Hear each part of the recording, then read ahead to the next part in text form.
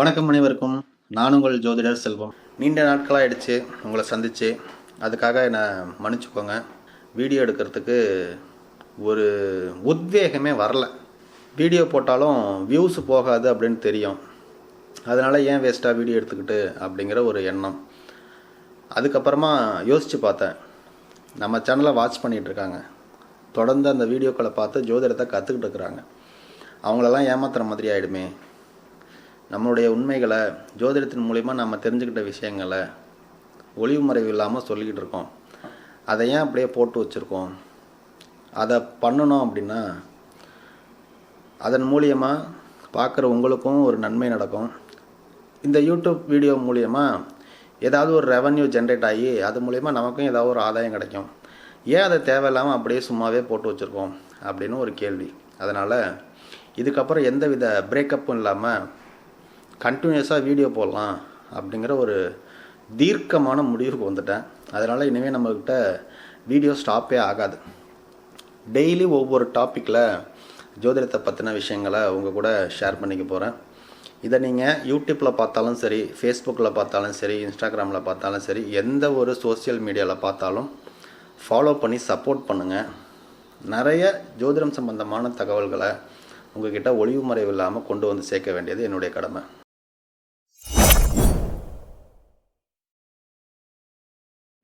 ஜோதிடம் அப்படிங்கிறதே ஒரு அருமையான கலைங்க. அதுக்குள்ளே வர வரைக்குமே அது மேலே யாருக்குமே நம்பிக்கை பெருசாக வராது. நம்ம ஜோதிடம் படிக்கிறோம்னு சொன்னாலும் அக்கம் பக்கத்தில் இருக்கிறவங்க, நம்ம சொந்தக்காரங்க எல்லாருமே நம்மளை பார்த்து ஒரு மாதிரி ஏளனமாக பார்த்துட்டு போவான். ஜோதிடம் படிக்கிறியா அப்படின்ட்டு போவான்.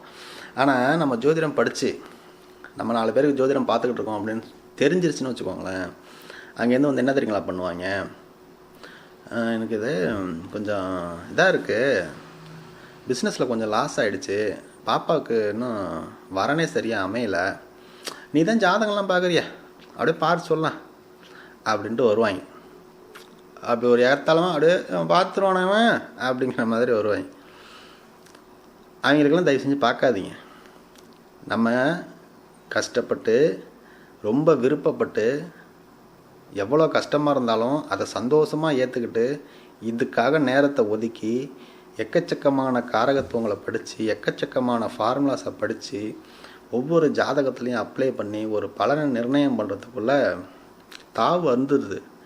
ஆனால் இவனுங்க அப்படியே வந்த வேகத்துக்கு நீ தான் படிக்கிறியா பார்த்து சொல்லு பார்ப்போம் அப்படிம்பாங்க. அந்த மாதிரி இருக்கிறவனுங்களாம் பார்க்கவே பார்க்காதீங்க. அந்த மாதிரி இருக்கிறவனுக்கிட்ட பார்த்து சொல்லி அவங்ககிட்ட ரெகக்னேஷன் வாங்க வேண்டிய எந்த விதமான அவசியமும் நம்ம கிடையாது. சரிங்களா? ஜோதிடம் அப்படிங்கிறது உங்களையும் என்னையும் எப்படி ஒரு நல்ல மனிதனாக, ஒரு ஒழுக்கம் நிறைந்த ஆளாக மாற்றுதோ, அதே மாதிரி இதை நம்பி இவர்கிட்ட போனால் இந்த பிரச்சனை சரியாகும் அப்படின்னு நம்மளை நம்பி வரவங்களுக்கு சொல்லுங்கள். நிச்சயமாக அது பலிக்கும். அதுக்கு உங்கள் ஜாதகத்தில் வாக்குப்படி தான் வேணும், அது வேணும், இது வேணும், கிரகங்கள்லாம் பலமாக இருக்கும், எந்த அவசியமும் தேவையில்லை.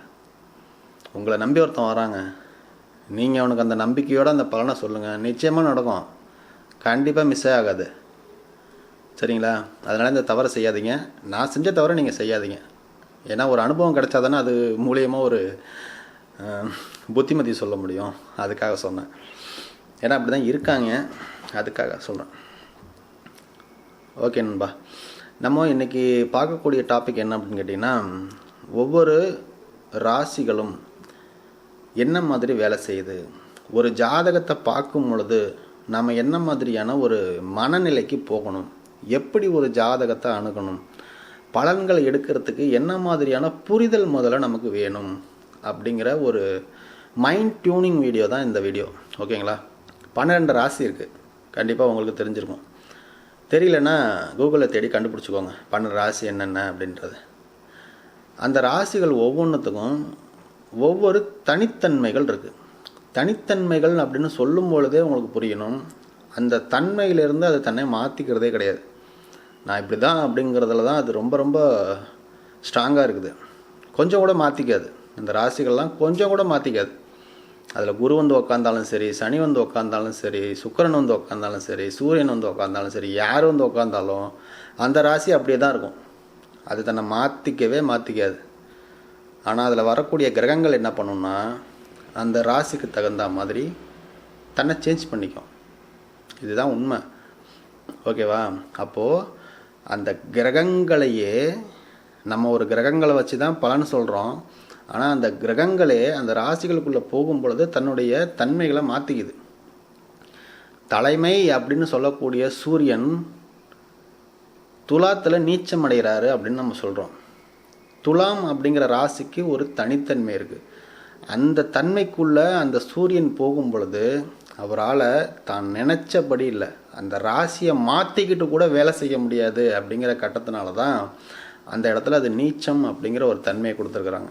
இப்போது இந்த விஷயத்தை பார்ப்போம். 12 ராசிகளினுடைய தனித்தன்மைகள், அது இயங்கும் விதங்கள் அப்படிங்கிற தலைப்பில் தான் இந்த வீடியோ. ஓகேவா? அப்போது ஒவ்வொரு ராசிக்கும் ஒரு தனித்தன்மைகள் இருக்குது. அந்த தனித்தன்மைகளை வைத்து தான் அந்த கிரகம் பலன்களை வெளிப்படுத்துது அப்படின்னு நம்ம புரிஞ்சுக்கணும். இப்போ சந்திரன் அப்படிங்கிறது மனோகாரகன் அப்படின்னு சொல்லுவோம். சூரியன் அப்படிங்கிறது தலைமைத்துவத்துக்கான ஒரு காரகம். குரு அப்படிங்கிறது போதனைக்கான ஒரு காரகம். சுக்கிரன் அப்படிங்கிறது மகிழ்ச்சிக்கான காரகம். கேது அப்படிங்கிறது ஞானத்துக்கான காரகம்.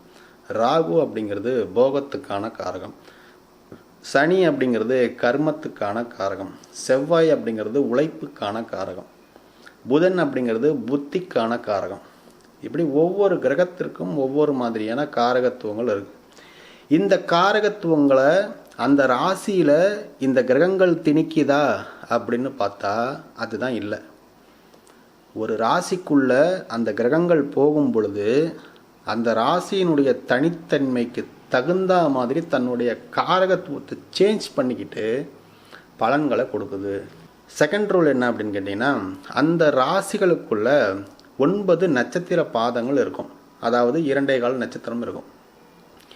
இப்போ மேசத்தை எடுத்துக்கிட்டோம்னா அஸ்வினி, பரணி, கிருத்திகை 1ஆம் பாதம், மொத்தம் 9 நட்சத்திர பாதங்கள். ஒரு நட்சத்திரத்துக்கு 4 பாதம் இருக்குங்க. அதெல்லாம் தெரிஞ்சிருப்பீங்க கண்டிப்பாக. தெரியாமலாம் வீடியோ பார்க்க மாட்டீங்க. ஒரு ராசியில் இருக்கக்கூடிய இந்த நட்சத்திரங்கள் இன்னொரு ராசி அதிபதியினுடைய ஆளுமைக்கு உட்பட்ட நட்சத்திரமாக இருக்குது. இப்போது மேசத்தை எடுத்துக்கிட்டோம்னா மேசத்தில் அஸ்வினி இருக்குது, பரணி இருக்குது, கிருத்திகை இருக்குது. ஓகேவா? இப்போ அஸ்வினி அப்படிங்கிறது எந்த ஒரு ராசியையும் தன்னுடைய சொந்த ராசியாக அந்த நட்சத்திரத்துக்கு இல்லை. ஏன்னா அது கேதுவினுடைய ஆளுமைக்கு கீழே இருக்குது.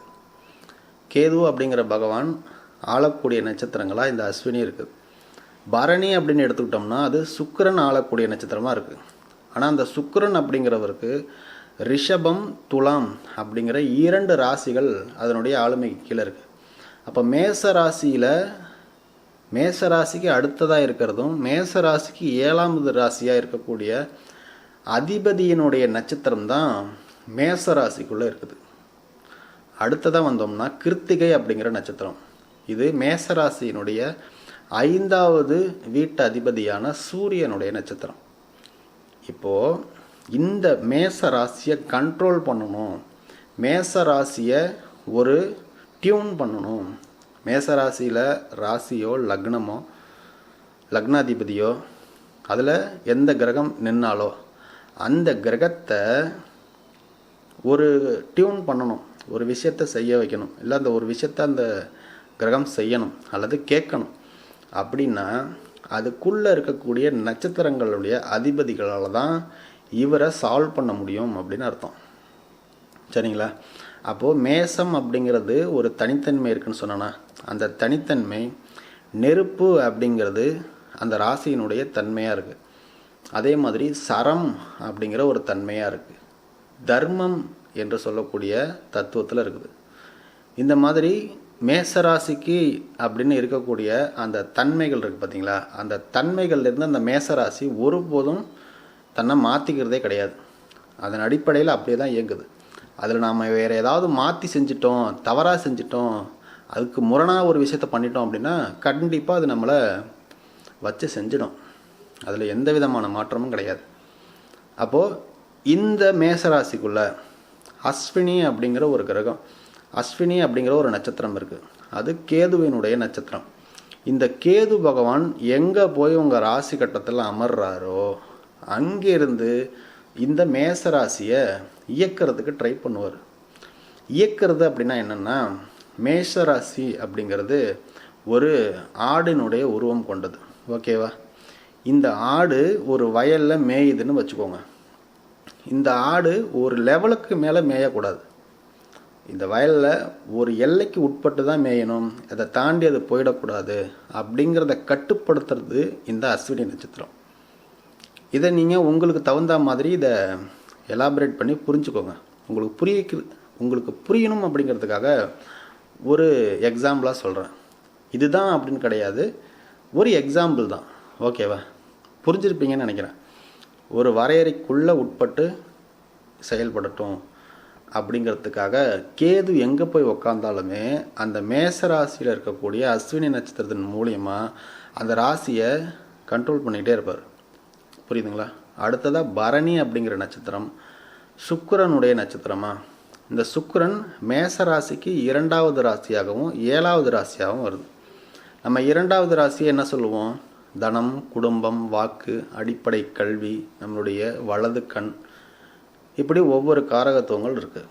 இந்த காரகத்துவங்களுக்கு அப்படியே மேசராசிக்கு 7ஆம் பாவம் அப்படின்னு எடுத்தோம்னா நம்மளுடைய தொழில் கூட்டாளி, நம்மளுடைய நண்பர்கள், நம்மளுடைய வாழ்க்கை துணை, நம்ம சந்திக்கக்கூடிய மனிதர்கள், வியாபாரம் நடக்கக்கூடிய இடங்கள், இந்த மாதிரியான 7ஆம் பாவத்தினுடைய காரகத்துவம். இந்த 2 விஷயத்தையும் இந்த மேசராசியில் இருக்கக்கூடிய பரணி நட்சத்திரத்தின் மூலியமாக இந்த சுக்கிர பகவான் எங்கே போய் உக்காடுறாரோ அது மூலியமாக இந்த மேசராசியை காண்டக்ட் பண்ணிக்கிட்டே இருப்பார். ஒரு குடும்பம், ஒரு மனைவி, தனக்குன்னு ஒரு வேலை, தனக்குன்னு ஒரு நிலையான ஒரு செல்வ நிலை, ஒரு நல்ல அடிப்படை கல்வி, இது எல்லாத்தையும் கொடுக்கறதுக்கு தேவையான வேலைகளை இந்த சுக்கிரன் அப்படிங்கிற கிரகம் எந்த இடத்துல போய் உட்காந்துருக்குதோ அங்கேருந்து அந்த மேசராசியை கண்காணிச்சுக்கிட்டே இருக்கிறார். அப்போது இவனுக்கு என்னென்னலாம் கொடுக்கணும் அப்படின்னு முடிவு பண்ணுற இடத்துல இந்த பரணி அப்படிங்கிற நட்சத்திரம் மேசராசிக்குள்ளே இயங்குது. அடுத்ததாக கிருத்திகை அப்படிங்கிற ஒரு நட்சத்திரம் அந்த ராசியினுடைய 5ஆம் இடத்துக்கு அதிபதியான சூரியனுடைய நட்சத்திரம். இப்போ இந்த 5ஆம் இடம்னு சொல்கிறது நம்மளுடைய பூர்வ புண்ணிய ஸ்தானம், பூர்வீகம், குல தெய்வம், தாய்மாமன், நம்மளுடைய குழந்தைகள், இவற்றையெல்லாம் சொல்லக்கூடியது இந்த 5ஆம் பாவம். அப்போது இந்த சூரியன் அப்படிங்கிறவர் நம்ம ராசி கட்டத்தில் எங்கே போய் உட்காந்துருந்தாலும் இந்த மேச ராசிக்குள்ளே இருக்கிற கிருத்திகை நட்சத்திரத்தின் மூலியமாக இந்த ஜாதகரை கண்காணிச்சுக்கிட்டே இருப்பார். இவருக்கு எப்போ பூர்வ புண்ணியத்தின் பலனை அனுபவிக்க முடியும், இவனுக்கு எப்போ குழந்தை பாக்கியம் கிடைக்கும், இவன் குலதெய்வம் சார்ந்து எப்படி இயங்குவான் அப்படிங்கிறதெல்லாம் இந்த சூரியன் எங்கே போய் உக்காடுறாரோ அந்த சூரியனால் இது கண்காணிக்கப்பட்டுக்கிட்டே இருக்கும். ஓகேவா? இந்த ஃபார்முலா உங்களுக்கு புரிஞ்சிருச்சா? ஃபஸ்ட்டு அந்த ராசிக்குன்னு இருக்கக்கூடிய தனித்தன்மைகள்லேருந்து அந்த ராசி மாறுறது கிடையாது. 2வது அந்த ராசிகளுக்குள்ளே இருக்கக்கூடிய நட்சத்திரங்களும் அந்த நட்சத்திர அதிபதிகளும் தான் நின்ற இடத்திலிருந்து இந்த மேசராசிக்கு என்னென்ன பாவங்களுடைய தொடர்பு இருக்குதோ அதன் மூலியமாக அந்த ராசியை கண்காணிச்சுக்கிட்டே இருக்கும். ஓகேவா? இது மேச ராசி மேச லக்னமாக இருந்துச்சு அப்படின்னா இந்த சுக்கிரன் 2ஆம் பாவத்துக்கும் 7ஆம் பாவத்துக்கும் அதிபதியாக வருவார். சூரியன் அப்படிங்கிறது 5ஆம் பாவத்துக்கு அதிபதியாக வருவார். அப்போது இவங்களுடைய தீர்மானங்கள் எப்படியெல்லாம் நிறைவேற்றப்படும் அப்படின்னா இந்த லக்னாதிபதி எங்கே போய் உக்காடுறாரோ அங்கிருந்து இதையெல்லாம் ஸ்டார்ட் பண்ணுறாரு அப்படின்னு அர்த்தம். மேச லக்னம் அப்படின்னு எடுத்துக்கிட்டோன்னா இந்த மேச லக்னத்துக்கு செவ்வாய்ங்கிற ஒரு அதிபதி. இவர் இந்த 12 ராசிகளில் எங்கே போய் உக்காந்துருக்கிறாரு அப்படிங்கிறத பார்க்கணும். இப்போது 2ஆம் வீட்டில் இருக்கலாம், 3ஆம் வீட்டில் இருக்கலாம், 4ஆம் வீட்டில் இருக்கலாம். இப்படி 12 ராசிகளில் எங்கே வேணாலும் போய் செவ்வாய் அமர்ந்திருக்கலாம். அப்போது உதாரணத்துக்கு செவ்வாய் பகவான் கன்னி ராசியில் போய் அமர்ந்திருக்கிறாருன்னு வச்சுப்போம். இப்போ கன்னி ராசி அப்படிங்கிறது மேஷத்துக்கு 6வது ராசியாக வரும் இல்லைங்களா? இப்போ இந்த 6வது ராசியாக வரக்கூடிய ராசியில் போய் லக்னாதிபதி உட்காந்துருக்கிறாரு. அதாவது அவருடைய ஜென்ம லக்னம் எது? மேசம். அதை விட்டு அங்கேருந்து மூவ் ஆகி 6வது ராசியான கன்னி ராசியில் வந்து அமர்ந்திருக்கிறாரு. அப்போது அவருடைய ஸ்தானத்தில் இருக்கக்கூடிய 3 நட்சத்திர அதிபதிகளும் அந்த லக்னத்துக்கு தேவையான விஷயங்களை கண்காணிச்சுக்கிட்டு இருக்கிறாங்க. ஆனால் அவர் அங்கேருந்து எங்கே வந்து உட்காந்துருக்காருன்னா கன்னி ராசியில் வந்து உட்காந்துருக்கிறார். இந்த கன்னி அப்படிங்கிறது புதனுடைய ஒரு வீடு. இந்த புதனுடைய வீட்டில் கன்னி ராசியில் அதே மாதிரி 9 நட்சத்திர பாதங்கள் இருக்கும். என்னென்னா உத்திரம் இருக்கும், ஹஸ்தம் இருக்கும், சித்திரை இருக்கும். ஓகேவா? இப்போ இந்த ஹஸ்தம் அப்படிங்கிறது இந்த மேஷத்துக்கு 4வது வீடாக வரும். அதே மாதிரி அடுத்தது உத்திரம் அப்படிங்கிறது மேஷத்துக்கு 5வது ராசியாக வரும். சித்திரை அப்படிங்கிறது அந்த மேச ராசியினுடைய செவ்வாயின் ஆளுமைக்கு கீழே இருக்கக்கூடிய நட்சத்திரமாக இருக்கும். சரிங்களா? இப்போது இவருக்கு கிடைக்க வேண்டிய அந்த குடும்பம், தனம், வாக்கு, களத்திரம், நண்பர்கள், வியாபாரம், வேலை, இது எல்லாத்தையுமே லக்னாதிபதி எங்கேருந்து ஸ்டார்ட் பண்ண போகிறாரு அப்படின்னா 6ஆம் இடத்துலேருந்து ஸ்டார்ட் பண்ண போகிறாருன்னு அர்த்தம். மேஷ லக்னத்தில் பிறந்து கன்னியா ராசியிலிருந்து லக்னாதிபதி நின்று ஜனனம் எடுத்திருக்கிறாரு அப்படின்னா இவர் நேராக 6ஆம் இடத்தை தொட்டு தான் வராரு. இப்போ இந்த 6ஆம் இடத்தை தொடும் பொழுது இவரோட ஃபேமிலியில் இவர் பிறக்கிற வரைக்கும் விஷயங்கள் நடந்திருக்கும்ல, அதெல்லாம் தாண்டி தான் அவர் இவ்வளோ தூரம் வந்திருக்கிறாருன்னு அர்த்தம். கன்னிராசி வரைக்கும் வந்திருக்கிறாரு ட்ராவல் பண்ணினா இவரோட பாஸ்ட்டு என்னென்னலாம் நடந்து முடிஞ்சிருக்கு, இவரோட முன்ஜென்மத்தில் என்னென்னாலும் நடந்து முடிச்சிருக்கிறாரு, இவர் ஏற்கனவே எங்கே நிப்பாட்டினார் அப்படிங்கிறதுலேருந்து தான் இப்போ இருக்கிற ஜனனம் ஆரம்பிக்குது அப்படின்னு அர்த்தம். இப்போ கன்னியா ராசியில் உட்காந்துருக்கிறாரு அப்படின்னா இவரோட முன்ஜென்மமாக இருக்கலாம், அல்லது இவங்களுடைய முன்னோர்களாக இருக்கலாம், அல்லது இவர் பிறக்கிறதுக்கு முன்னாடி இவர்களுடைய குடும்ப நிலையாக இருக்கலாம். கடனால் அவதிப்பட்டிருக்கோம், நோயால் அவதிப்பட்டிருக்கோம், எதிரிகளால் அவதிப்பட்டிருக்கோம், தங்காளி பங்காளி சண்டை, இடத்தகராறு, அப்புறம் சொத்து தகராறு, அப்புறம் பார்த்திங்கன்னா தாய் மூலிமா பிரச்சனை, இந்த மாதிரியான குடும்ப பின்னணியிலேருந்து பிரச்சனைகள்லேருந்து தான் இவர் அதுக்கு அடுத்ததாக ஒரு ஜனனம் எடுத்துகிட்டு போகிறார். இதுலேயும் பாருங்கள், இந்த உத்திரம் அப்படிங்கிற நட்சத்திரத்துலேருந்து தான் இந்த கன்னியா ராசி ஆரம்பிக்கும். இந்த உத்திரம் அப்படிங்கிறது மேசராசிக்கு 5வது ராசியாக பூர்வீகமாக இருக்குதுங்களா. அப்போது இவர் தன்னுடைய பூர்வீகமாக இருக்கக்கூடிய மேசராசியில் கிருத்திகைன்ற நட்சத்திரம் இருக்குது. அடுத்ததாக பார்த்திங்கன்னா பூர்வீகம் அப்படின்னு சொல்லக்கூடிய இந்த உத்திரம் நட்சத்திரத்துலேருந்து தான் ஆரம்பிக்குது. உத்திரம் 5ஆம் அதிபதியோட நட்சத்திரமா. இப்போ இந்த உத்திரம் அப்படிங்கிற நட்சத்திரம் 5ஆம் அதிபதி நட்சத்திரமாக மாறி அது பூர்வீக நட்சத்திரமாக கனெக்ட் பண்ணும் பொழுது ஒரு பூர்வீகத்தை விட்டு இன்னொரு பூர்வீகத்துக்கு ட்ராவல் ஆகிருக்கிறாங்க. அதாவது சொந்த வீரை விட்டுட்டு குடும்பத்தோட இன்னொரு ஏரியாவுக்கு பயிற்சியாகி அங்கே அவங்களுடைய மியூட்டேஷன் ஆகிருக்குது அப்படின்னு அர்த்தம். சரிங்களா? இதெல்லாம் நம்ம ஒரு ஜாதகத்தில் ஆய்வு பண்ணும் போது கிடைக்கக்கூடிய தகவல்கள். ஒரு ஊரை விட்டு அடுத்த ஊருக்கு வந்திருக்கீங்களா, ஏற்கனவே நீங்கள் உங்களுடைய பூர்வீகம் வேறையா அப்படின்னு கேட்டால் ஆமான்னு சொல்கிறாங்க. புரியுதுங்களா? அடுத்ததாக ஹஸ்தம் அப்படிங்கிற நட்சத்திரம் இருக்குது. இந்த ஹஸ்தம் அப்படிங்கிறது 4ஆம் அதிபதியினுடைய நட்சத்திரம். இந்த 4ஆம் அதிபதியினுடைய நட்சத்திரம் இந்த 6ஆம் வீட்டில் இருக்குது. 6ஆம் வீட்டில் போய் லக்னாதிபதி இருக்கிறாருன்னா 6ஆம் இடம்னு என்ன சொன்னோம்னா கடன், நோய், பிரச்சனை, எதிரி, இதெல்லாம் 6ஆம் பாவம், சத்ருஸ்தானம்னு சொல்லுவோம். அப்போது அது பகைஸ்தானமாக இருக்குது. அந்த வீட்டில் போயிட்டு லக்ன அதிபதி உட்காந்துருக்கிறாரு. அதாவது எனக்கு பிடிக்காதவன் ஒருத்தவன் எதிரி வீட்டில் போய் உட்காந்துருக்குன்னு அர்த்தம். அங்கே என்னை சுற்றி நடக்கிறது எல்லாமே எகென்ஸ்டாக தான் நடக்கும். என்னுடைய சுய முயற்சியில், சுய சிந்தனையில் நான் மீண்டு வெளில வர வரைக்கும் எனக்கு அந்த பிரச்சனைகள் இருந்துக்கிட்டே தான் இருக்குன்னு அர்த்தம். ஓகேங்களா? ஏன்னா அதில் லக்னாதிபதியினுடைய சித்திரை நட்சத்திரம் இருக்குது. அந்த சித்திரை நட்சத்திரத்துக்கு ட்ராவல் ஆகிற வரைக்கும் என்னோடய லைஃப்பில் நான் எல்லா ஸ்ட்ரகிளையும் பார்த்து தான் ஆகணும். சொத்து சம்பந்தமான பிரச்சனை, பூர்வீகம் சம்பந்தமான பிரச்சனை, குலதெய்வம் என்ன அப்படின்னு தெரியாத ஒரு பிரச்சனை, இந்த மாதிரியான பிரச்சனைகளில் உழண்டு தான் நான் வரணும் அப்படின்றது தான் விதிக்கப்பட்டதாக எடுத்துக்கணும். அப்போ ஒரு ராசி எப்படி நமக்கு பலனை நிர்ணயம் பண்ணுது அப்படின்னா, இந்த மேசம் அப்படிங்கிறது நெருப்பு ராசின்னு சொன்னோமா. ஆனால் இந்த லக்னாதிபதி எங்கே உட்காந்துருக்கிறாருன்னு பார்த்தோம், கன்னி ராசியில் உட்காந்துருக்கிறான்னு பார்த்தோம். இந்த கன்னி ராசி அப்படிங்கிறது நிலத்தத்துவத்தை சொல்லக்கூடிய ராசி.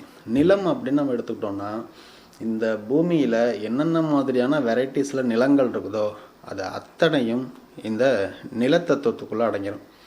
அப்போது ஒரு பிழைப்புக்காக ஒரு ஊர் விட்டு ஊர் போயிருக்கிறாங்க, அல்லது விவசாயம் பண்ணக்கூடியவங்க, நிலத்தினால பிரச்சனை இருக்கக்கூடியவங்க, நிலத்தை விட்டு வெளியேறினவங்க, இப்படின்னு நிலம் சம்பந்தமான என்னென்ன விஷயங்கள் உங்களுக்கு ஞாபகம் வருதோ அது அத்தனையும் அந்த ஜாதகர், அந்த லக்னம் அனுபவிச்சே தீரும்.